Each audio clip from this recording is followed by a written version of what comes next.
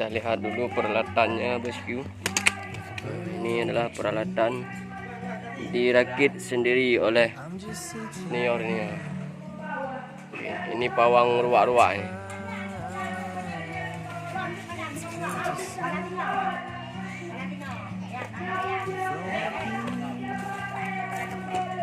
Kita mau nangkap ruak-ruak, sekalian kita mau mancing bosku.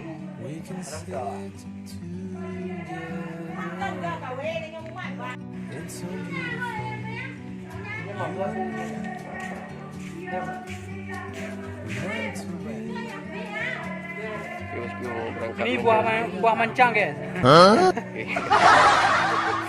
Bueno Leo. Oke, assalamualaikum warahmatullahi wabarakatuh. Selamat siang bosku. Jumpa lagi bersama saya Bu Jamak bosku. Di kali ini trip kita agak sedikit berbeda bosku. Karena trip kita kali ini bukan mancing, tapi kita mau nangkap apa? Kita mau berburu ruak-ruak nih. Ini udah mulai dipasang. Ini kita rakit sendiri bosku. Bukan saya yang rakit tapi kawan saya ini. Nah ini bosnya ini. Pawang ruak nih.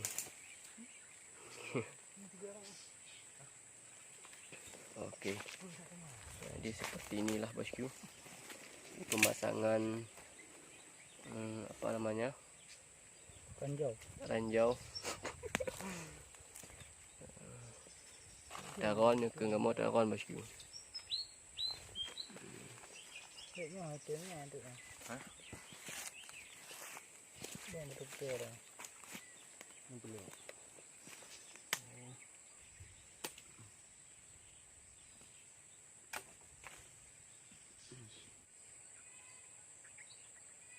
Agak merah deh nguli.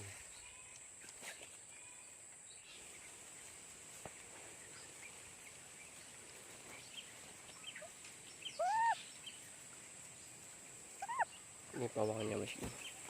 Pawang ruak-ruak. Nah, jadi kita ikat di sini bosku. Boleh jongan. Kudih boleh di. Itu bencang. Ini apa penting nak? Bukan gambut ni nah. Dekat penting nak. Mana boleh kau.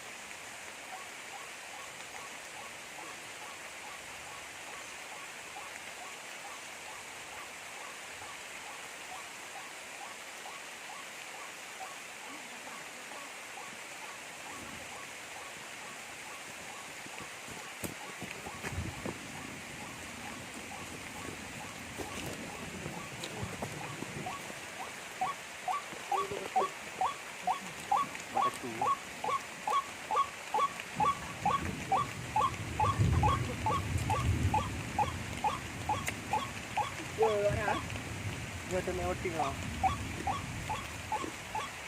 Ada air ah.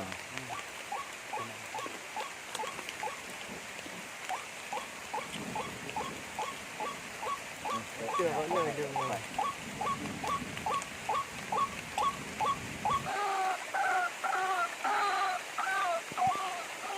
Okey, ini.